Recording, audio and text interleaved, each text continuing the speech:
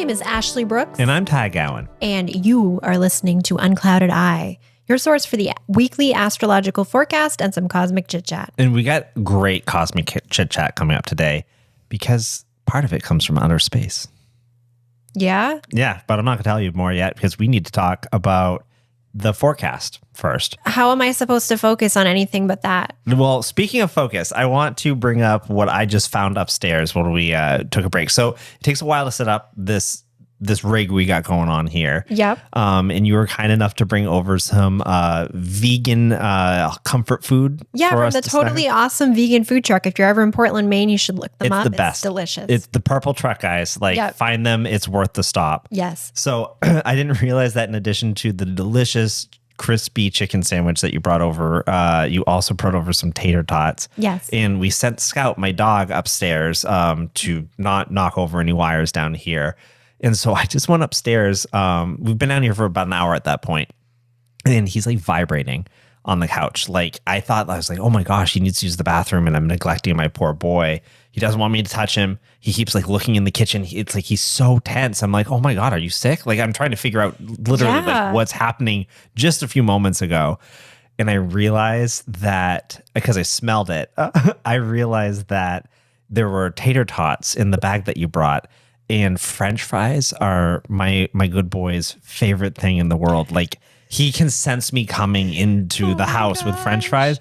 So that poor guy has been being so good and just sitting on the couch and not counter surfing for like the past hour with just tension. He's got the tater sweats. He's got tater sweats. Oh my God, he's quivering. I gave him one of your tots. I hope, and he's so happy right now. He can have more if he wants. I literally felt like I petted him after and it was soft instead of like petting a rock. Like he had just relaxed because he had that one pot. That's what he needed. That's so sad. I know. He was being so good upstairs. He didn't come down and bother us. He just was like flexed.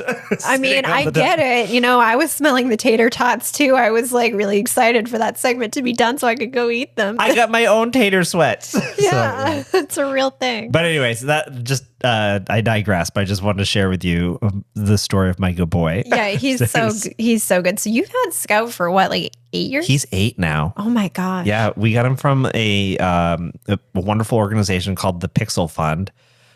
His original name was Sam Winchester, like his unadopted name. I mean, the perfect dog for you. I know, right? Supernatural fan. And I wanted Dean, you know, because I mean, like, why wouldn't you want a dog named Dean? But Dean the dog was his dad in the litter, and his mother in the litter was Mary Winchester. Wow. Which is kind of, that doesn't work canon wise, but either way, that was the names. Just using the names. But they found the mom and dad in a Florida swamp. And she was like crazy pregnant, and the dad was protecting like the mom. They were in love. Exactly. Like it just, the whole story is much, great. Does it? No, I don't. I Dogs think, in love. and they move along. Yeah. So they brought the mom and the dad into a shelter. And I guess the Pixel Fund's little story was that the mom gave like birth like the next day. Like she needed a safe place to be at. Wow, she held on. And so she had all those puppies, and Scout was one of those puppies, little Sam Winchester. Oh my gosh. I hope they kept the mom and dad together.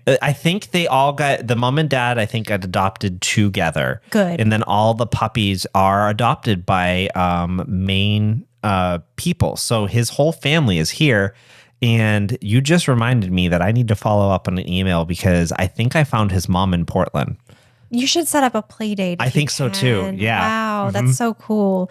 It's so cool when you can find siblings or relatives of dogs. Like one of my good friends, Michaela, her dog was adopted from down south, and Ross, who used to be our cameraman on Haunt Me, has her mother, her dog's mother. Oh, really? Yeah, and they look so much alike, and so they've kept in touch, and their dogs are related. Yeah. Dog families. I love dog families. It's so sweet.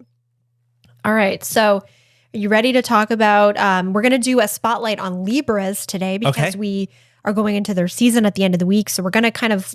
It's a really busy week, so I'm going to try to just kind of skim through it a little bit just so we can get to the Libra segment. Okay. But I'm going to let you run with it. Ooh. I will, if I don't understand something, I'll ask, but my normal general education might have to wait until next week because there's a lot going on. Yeah. Celestial. There's one thing I kind of want to focus on, so that's the first thing that's happening in the week here. Let's dive in, and then I'll take you to space. Yeah. Okay. No, it's not actually the first thing that's happening in the week.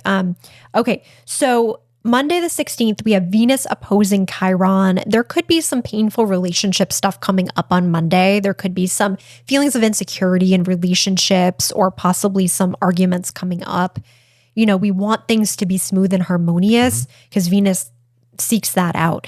And Venus is currently in Libra opposing Chiron in Aries. So we really want things to be balanced, but it's not really happening. And it could be a little triggering. So just being aware of that and being kind to self and others is going to help us get through that transit. We super don't want to ever oppose Chiron if we can help. No, but the planets all do at some point, you know? Damn, they should know better. They should. On Tuesday, the 17th, we actually have a really big event that I wanted to highlight here.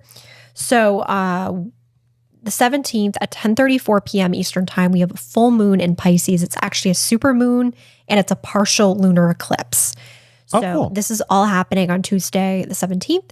And it's what we would call a full corn moon. You know how all the moons have like a nickname that kind of corresponds with maybe like the Native Americans or just what was going on sort of agriculturally when the moon happens. So the corn moon, this is when the corn is ready to harvest. It's got the juice. Yeah, and I think it's like the Pocahontas song, like the blue corn moon. When I was a kid, I had no idea what that meant. That's what they're saying? Yeah. So what that I had no idea. what that actually means astrologically, because a blue moon is the second full moon in a month. So it would be the second full moon in September is what she was talking about in that song. Is the blue corn moon. Yeah, exactly. Yeah, we're going to stop. I sang last episode too, and I also stopped myself. So we're doing that again. It's okay, you know. You got. I didn't know that was the lyric. Yeah, right. I have no idea. So, okay, it's a full moon in Pisces, super moon, and the eclipse season is actually beginning now. So we have multiple eclipse seasons in a year. The last one, I believe, was in April. That was when we had that beautiful solar eclipse that amazing experience got to see. And yeah, this is a partial lunar eclipse, so it's not going to be visible for us, I don't believe. But yeah, eclipse season, we're in it at this point, and the moon is sextile Uranus conjunct Neptune. This is a very emotional moon. We could feel a lot of emotions coming up, but a lot of synchronicities, a lot of intuition coming through, but very sensitive. Don't be surprised if you find yourself just like moved or crying or just feeling a lot, because it's a super moon. Also, the zodiacal lights are visible. What? Yeah. So, you know, when you look this is the episode I need to ask questions. I know. I can tell you really briefly that you ever look up and you see the Milky Way in the sky? Yeah. Like, you know, people are like, oh, that's the Milky Way. When you look up. So that's actually the zodiacal lights. And what it is it's sort of like a conical light beam that kind of just shows up that is visible to us here on Earth. Okay. And so it just kind of appears periodically throughout. I thought it was just like light pollution. That's why I couldn't see the Milky Way sometimes. Yeah, no, it's more visible sometimes. I'm not sure of the exact science. I'm gonna have to do a little more research, but we had a packed week, so I didn't spend too much time on that. That's for planetary potions. Yeah, we'll get into that there.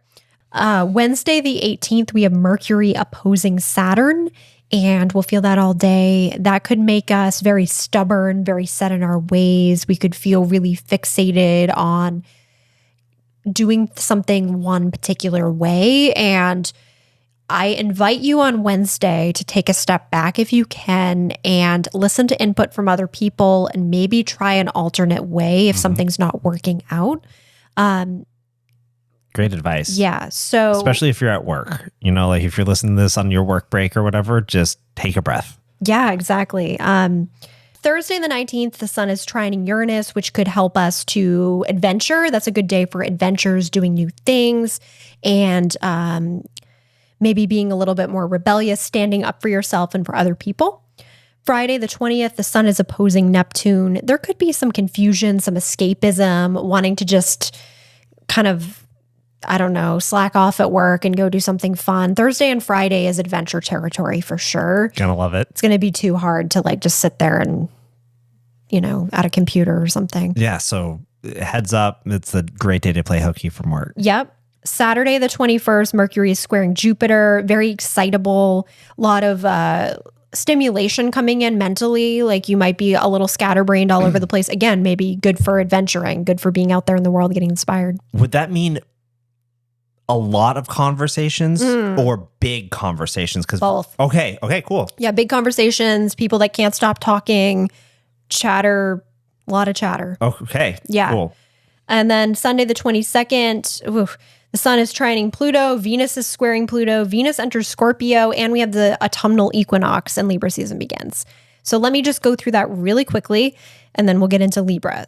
The sun is trining Pluto, which is great for being courageous, taking on challenges, and will help us to get through the day, honestly, because there's just a lot happening. Venus is squaring Pluto. We could feel envy or feel left out or possessive of people that we love. Okay. There could be some, I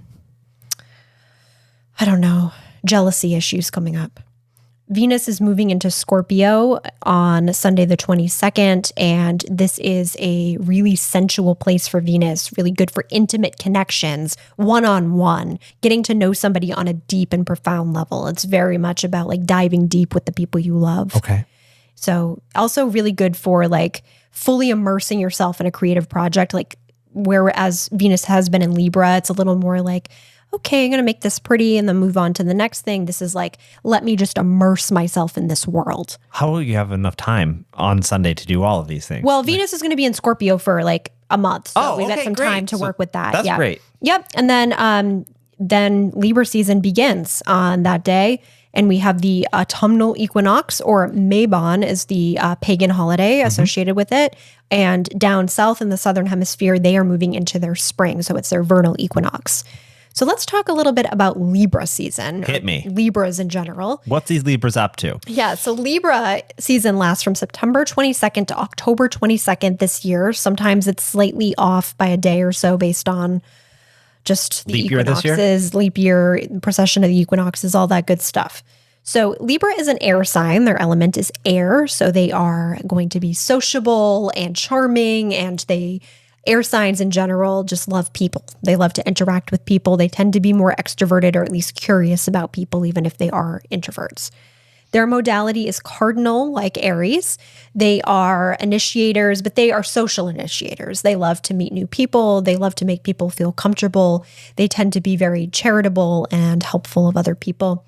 Their symbol is the scales of justice. Their tarot card is justice too. That's kind of how they're represented. That's their theme. Because they balance. They're all about balance. They don't like to kind of initiate conflict. They like to keep things even. They like harmony and balance, and they tend to not do well with conflict at all. Their opposite sign is Aries, because Aries kind of thrive on conflict. They are okay with provoking things if they need to prove a point or to get what they need done in the world. They're not scared of it. Now, your moon sign is Libra, so I'm wondering how you kind of work with that. Oh my God. I think balance is really a big theme of my life, actually. Like a lot when I write or when I do art and stuff like that, it's always a really balanced theme. Yeah. So it's interesting that you bring that up, like light and dark. Like even like, it's weird, the tattoos that I have or whatever, I want balance. So the left side of my body has no tattoos on it, and the right side is the only place I get art done. Do you think you'll keep that up? Yes. That's interesting. That's been like something like since the first one that I decided that I wanted that balance, which is weird that you call it out as a star sign initiative. Yeah. So having that kind of, because you were born on a full moon, you've got that Aries and that Libra, that polarity of wanting to do your own thing, but also wanting to keep harmony in the group. Right. You once told me too, I was a fire, air. So yeah. It's like it's like I'm a hot fart. But I fuel myself as what you try to like describe it as before. Yes. You know, like so these themes are how I imagine I filter them through my sun sign almost. Yes. Yeah. That makes perfect sense to me. So Libra's day of the week is Friday. That is Venus Day because they are ruled by Venus. The animals they rule over are snakes and lizards, which I didn't actually know. I found that in one of my old astrology books. That's like the traditional ruling. Cold-blooded. Yeah, I mean, but they're not, you know, I think they just take care of them because maybe nobody else wants to, and they're sweethearts. Okay. That's sweet. Gemstones are opal, which is the October birthstone, unakite, which is good for friendship, and lepidolite, which is good for harmony and balance. Oh, cool. Their colors are blue and lavender. Lucky number is 7. And let's talk a little bit about personality traits. They're known for being very charming, likable. They're very social creatures. They are artistic because they're ruled by Venus. They love art and beauty. They tend to be collectors. They love to make their home look nice. They often have a collection that they really love to procure things for. They are very fair and just, often charitable or humanitarian in that way. See a lot of people in the legal system that are Libras because of justice. Because of justice. Okay. Yeah, and you'll see scales of justice in a lot of law offices. Libras are drawn to those careers. But on the possibly negative side, they tend to be very indecisive because they're so balanced. They can see every viewpoint, so they have a hard time making a decision at times. And then also they can be people pleasers just because they don't like conflict. So they might at times kind of hide their own needs or wants. It's so interesting they don't like conflict when they are justice. Yeah, I know. Like, I don't really like conflict, and I feel like being in like a courtroom would make me cry. Right. But Yeah. I guess, like if you feel like you're working toward like the greater good or something, you could get through. Yeah, it's really interesting. Being prosecuted. Right. Yeah. Being a prosecuting attorney. Forcing someone. I feel like you have to be very decision focused to do that. Yeah. I mean, I'm sure like, there's levels to it. I think that a healthy Libra would really thrive there, whereas an unhealthy Libra would just be like, I don't know what to do. Yeah. No, that makes sense. Yeah. So let's go over some Libra celebrities. So we have some musicians. We have Gwen Stefani, Halsey, Bruce Springsteen, Sting, Avril Lavigne, Snoop Dogg. Avril Lavigne's clone?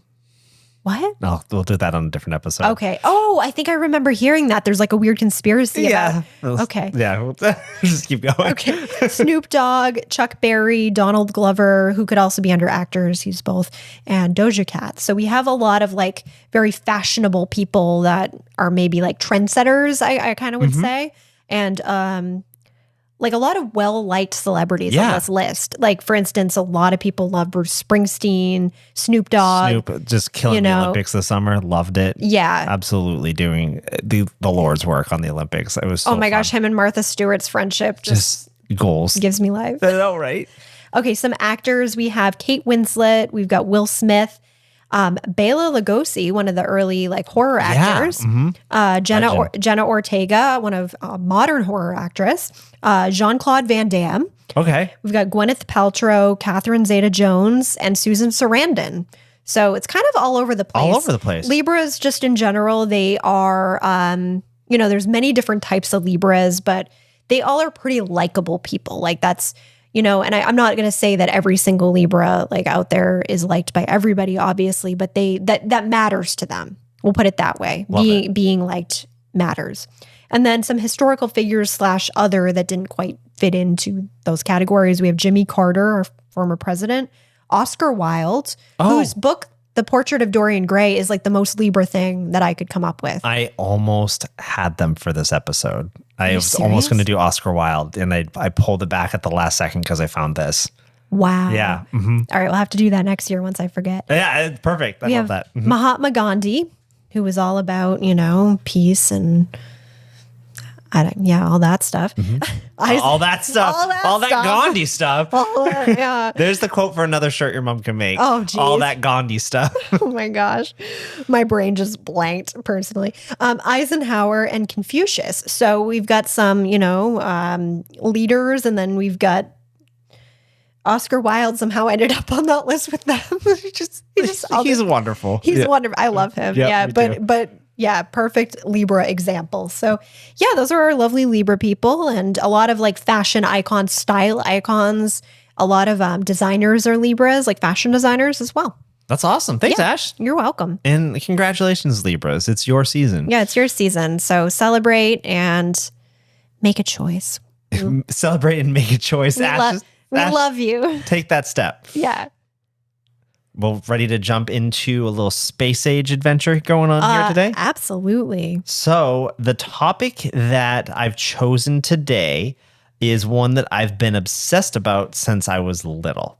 My grandmother had a vinyl of this, and I remember finding it in her attic and thinking it was among like literally like Christian songs, polka music, ABBA, and then there was I think it was a secondary pressing of the original War of the Worlds broadcast. Wow. Yes, and I didn't know anything about it when I put it on her record player, and I sat there and I listened, and it blew my mind that this was an actual thing that went out on the radio and devastated families on Devil's Night, October 30th, 1938. Okay. So before we get into what happened when this played on the air on, I think it was CBS radio network, what was in the air, Ash, that night? Can I ask you just like maybe the top 3 things that was floating around 8 p.m.? Yeah, so we had a double opposition between the Aquarius moon, and Pluto was in Leo back then. So the moon was opposing Pluto. So that would have created heightened emotions for sure. Bad idea. Uranus was opposing a conjunction of Mercury in the North Node. So Uranus was conjunct the South Node. So that would have been shaking up what people were used to. The traditions were being shaken up. And Mercury conjunct the North Node through communication, through the spoken word, that was like opening up a new doorway. Like North Node is destiny. It's kind of moving toward like a future unveiling, and having Mercury conjunct that would have been opening that door, opposing Uranus. It would have been shocking. Yeah. Shocking. And the moon in Aquarius is often associated with like science fiction and just kind of like other stuff like that. So to have the moon also in Aquarius is really cool. It sounds like a hat trick for what occurred that night to create the perfect environment for an insane reaction to a radio show. Yes. And so I know you know a little bit about this. Mostly from you. Well, I'm obsessed. I love it. So for people who aren't familiar with what happened, let's dive in, okay? Knowing that from Ash, the environment was ripe for what unraveled this night. So it's 8 p.m. on Devil's Night, the night before Halloween, and families gather in for their evening CBS radio broadcast network. If you turned on the radio at 8 p.m., you would have heard a disclaimer from the director, Orson Welles, that he had produced a fictional radio program to bring to life the 1898 novel War of the Worlds by H.G. Wells. Not related, which I thought they totally were. Orson and H.G. I thought they were father, son. They're not related at all. Interesting. Yeah. Okay. So they just both were involved in this story. So in War of the Worlds, Martians launch spacecraft from Mars to invade Earth. They land, they take over, and they kill a lot of people. That needs to be said because if you turned on the radio at 8:01 p.m., you missed the disclaimer that this was a fictional broadcast of a fictional story. Instead, what you hear is a gentle concert being played, which gets broken into by a news broadcast stating that their astronomers have seen several objects being launched from our celestial neighbor, Mars, and these objects are en route to the planet Earth. That's what it opened up with. That is terrifying. You can't just like get online and check there's nothing, there's no one to ask. You're on the news. Like you are now listening to the news. Oh my gosh. Over the next half hour, the actors, aka the reporters, are live on the scene, witnessing alien creatures land in these spacecraft, these tripod machines in Grover's Mill, New Jersey. Like they're specific. Like they are calling this stuff out. Is that a real town? It's a real town in New Jersey. Like they are calling these things out. So residents of New Jersey, residents of Grover's Mill are panicked. The aliens are landing there. So soon it's reported that the U.S. military forces are powerless to repel the invasion. Rapid reports start coming into this radio broadcast and across the airways throughout the country that they're detailing other landing sites across the country and around the world. And a reporter starts to describe the alien craft, depicting its movements, saying there are creatures inside coming out. Then calls out that there's a massive heat ray has been beamed from one of these spacecraft. It's vaporizing police and onlookers alike. He starts describing what's happening, and then the feed suddenly cuts out. Wow. People were probably hysterical. When the feed cuts out, CBS instead switches to another reporter in Manhattan. They're describing the events live as aliens overtake the Big Apple. So the reporter here starts noticing that as the machines are in the city, they are filling the area with thick smoke that is heavy on the ground. These war machines have now taken the city, and it describes people as coughing, choking on the smoke. You can hear it in being picked up by the microphone when he also begins coughing throughout his own report. The coughing gets worse and worse until finally he falls silent and dead air hangs on the radio for about 20 seconds. That's a long time. Yes. This is a half an hour of the show. At this point, people are going berserk because our planet is being overrun. However, after half an hour of horror, it's the first time that the broadcast cuts to a commercial. The problem is most people are donezo, so they miss the disclaimer. They miss the fact that we are cutting to Ovaltine milk, Right. So we're missing these crucial gaps that this is not the news. This is a theatrical play. So the fact that they come back from commercial, the second half of the broadcast is way more recognizable as fiction. It's not live reporting of the incident. Instead, it follows a survivor of the attack after he's detailing the aftermath of the onslaught of the aliens who have taken over the city. Okay. It follows the book similarly, where the aliens begin slowing down. They can't survive in our atmosphere. The germs kill the aliens finally. Right. That wraps up. But the damage to the public had already been done, and panic is ripping across the United States. So here's where it hits home, and I think why I got so interested in this as a child when I pulled out the vinyl is my grandmother lived through this. Yes. So she told me she remembers sitting around the radio and her father turning off the radio program around 15 or so minutes in, bringing the family to the basement, barring the doors, and blocking the windows. And she said she remembers she was the oldest daughter of her family and remembers sitting up in the basement with her family and her father, who had a shotgun pointed at the basement door for the entire night. Wow. So even though the show is only an hour long, this affected people in a big, big way. Yeah, if you turned it off and didn't know. You're going to be living War of the Worlds for the evening. Wow. How old was she? Do you know? She must have been, in 1938, she would have been like 9 or 10. Oh my gosh, that's terrifying. Old enough to remember, not old enough to do anything about it. So when they woke up or I guess they probably never went to sleep, but when the next morning, how did they find out? We'll talk about how the world found out too. Okay. Immediate press releases, newspapers are doing special issues. The morning of everything is hoax. Wow. And I'll bring it down to what people were doing in the moment to try to call attention to it. But want to go back to Grover's Mill really quickly, because this is where the aliens landed. Right. This is the first place that they showed up. So our friend Mandy, who I met in college, lived in New Jersey and knew that I loved this story. So on one of my, I think it was spring break one year, we went to Grover's Mill. There's a little plaque of the landing site of War of the Worlds, and so one of the original water towers is still there.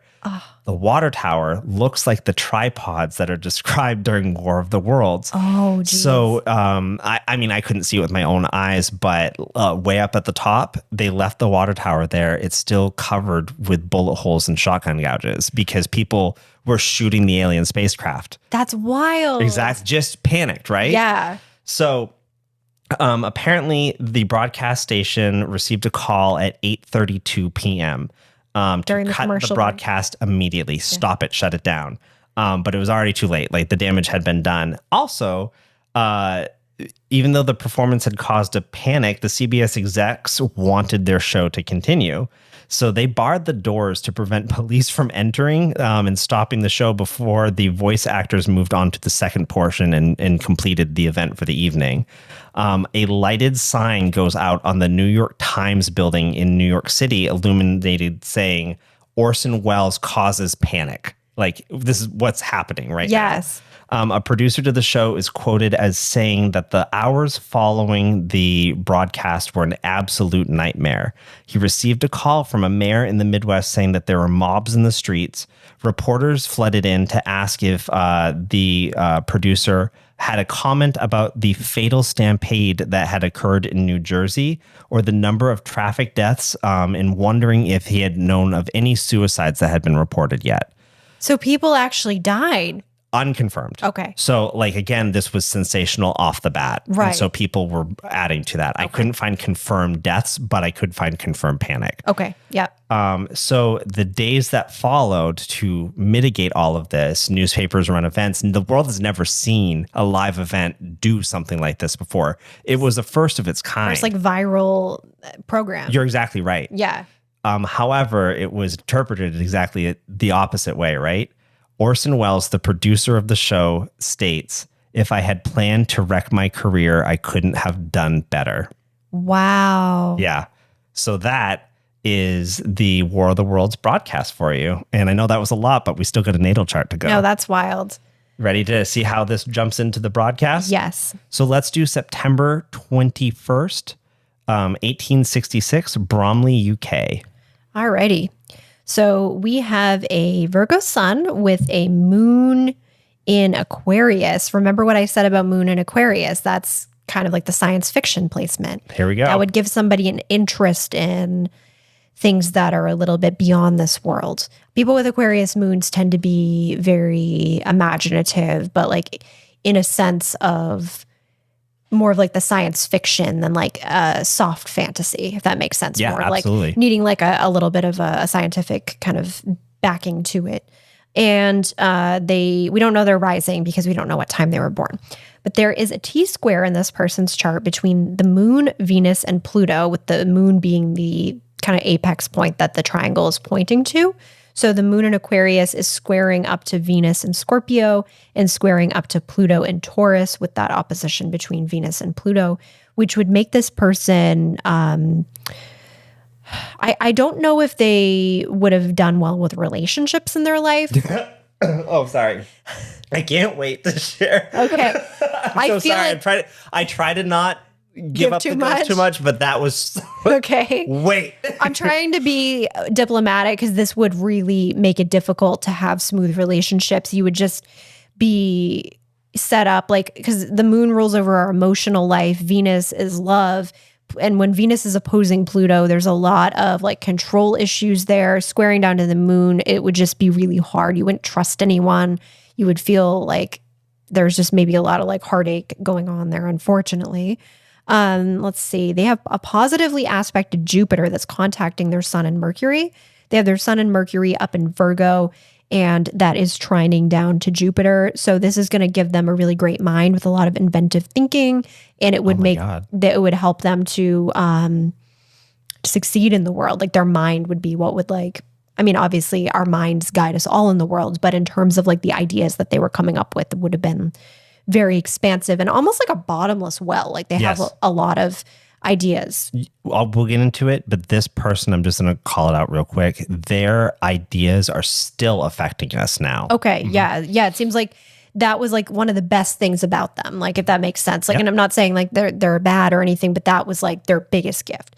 They also have Mercury trine Pluto, and we had seen, I think last week, Marie Laveau had Mercury opposite Pluto, I believe, which would have been like her ability to kind of see below the surface. And again, I called this like a detective aspect. But for this is Mercury trine Pluto. This is really the best of that aspect. It gives them a strategic ability to see detail and to see below the surface. And we see a lot of this with people that are detectives, or like, for instance, Stephen King has this aspect. So people that like investigating things through thinking. Like Stephen King specifically as a writer type of thing? Yeah, absolutely. Like you'll see it with writers that are like mystery or like horror or thriller, like a lot of that.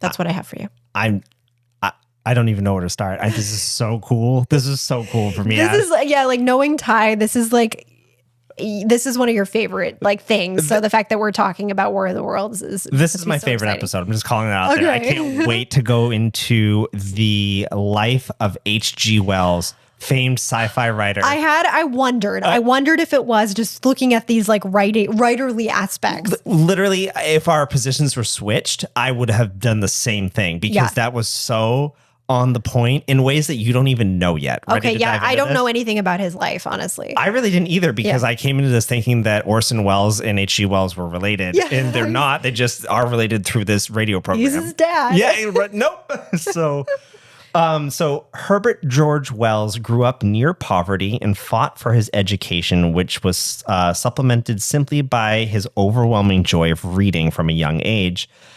Which began from a pivotal moment in his life when he was bedridden from a broken leg injury in 1874. So I don't know how that plays in astrologically. But from there on, we're going to jump into some really stuff that you locked in on. His living situation forced him to begin work at age 14, unfortunately. And he was tossed around between trade jobs until he luckily won a scholarship to study biology at age 18 and was able to attend college. Nice. He graduated in 1888 and became a science teacher, but soon became ill, which caused financial strain again. Oh. And then in 1891, here's the love starts. He marries his cousin Isabel. However, the two weren't great for each other and continued to sink deeper into sadness and poverty. So they're just bringing each other down. His cousin wasn't the best match. No. So we're going to try it again, right? Yeah, right. He leaves the cousin, abandons the marriage, and runs off with Amy Catherine Robbins, a former student. In 1894.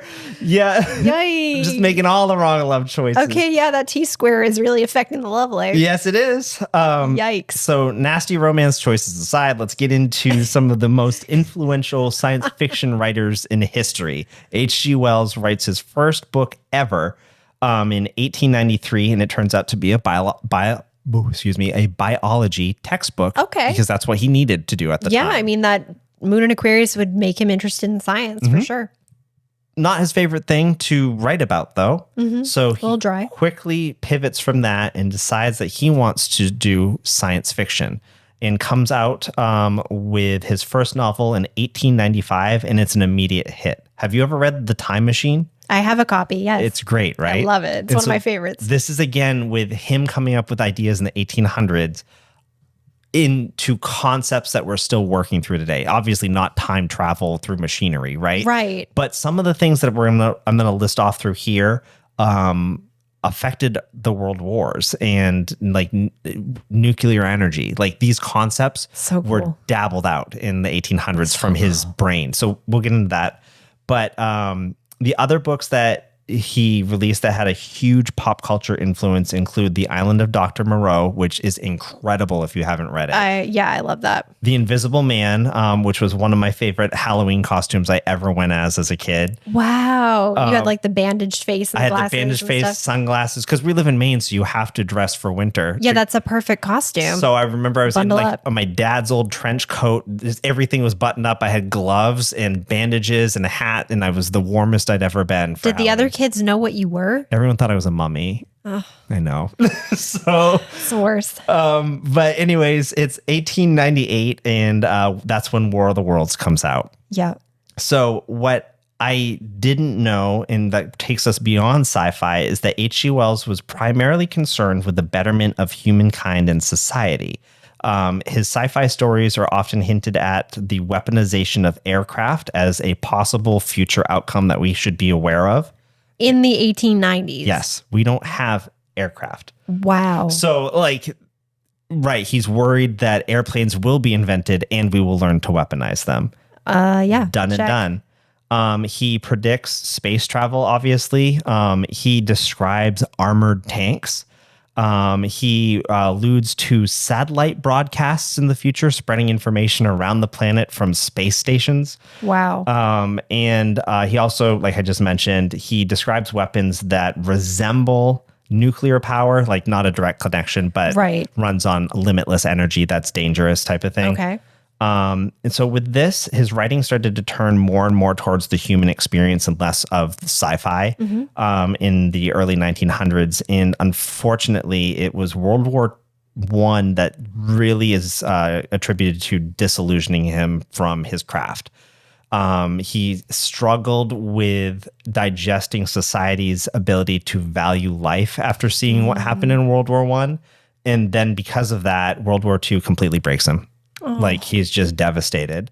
So H.G. Wells passes away on August 13th, 1946, again, predicting the future. He states in his last book, which came out in 1941, it's called The War in the Air. It focuses on the villainy of weaponizing flight. He predicts that his epitaph on his own grave will read, "I told you so, you damn fools."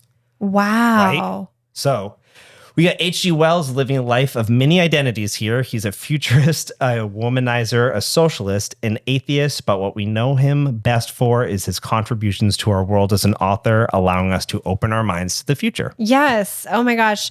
I just want to say that, like, that moon in Aquarius, like, that would make him, a lot of those, like, the Aquarian moon is a very utopian placement. They want to, like, believe the best in humanity, and they want to, like, see it advance. So that's why the science fiction appeals to them, because it's like advancing society, but they also have a lot of really strong views about, like, the values of people. And yeah, I could see how that would, especially the way that his moon is, like, poorly aspected, he would be sensitive to that. In wanting the best. Yeah, and exactly. Maybe that attributes to why seeing the reality isn't the best, and that really affected him in such a bad way. Mm-hmm. Yeah, reality is hard for somebody who is so idealistic. Yeah. Yeah. What do you think about that? Oh, that was so interesting. I didn't know, like, most of that stuff. So super fascinating. And I know we say it every week, but I think that was the natal chart that got me the most. Like, I could not, the things that I had recently learned about H.G. Wells, you were calling out. And yeah, I didn't even know half of that. I didn't know whose chart this was. I wondered if maybe this was just because of what we were talking about, but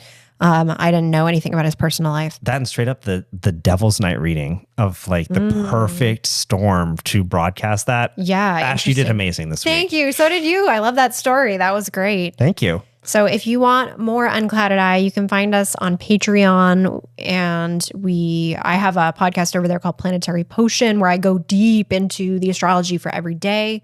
Which is going to be really helpful for this week. Yeah, because we glossed over a lot of it. We're going to go so much deeper over there. And yeah, if you want to learn more about the astrology for every day of the year, then that's where you go. It's $5 a month, and we have all kinds of other fun content over there as well. Sounds great.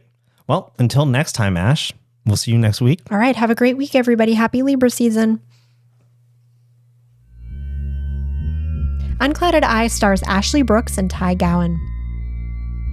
It's produced and directed by Nick Nordfors. Music by Ashley Jane Cecilia and Jay Karen. Our community manager is Aaron Cross.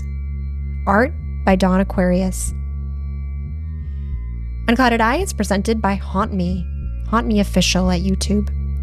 Follow Unclouded Eye at Unclouded Eye on Instagram and TikTok, or Patreon Unclouded_Eye. Special shout out to Megan Simon and Nandi Kesha for supporting us on Patreon. Thank you.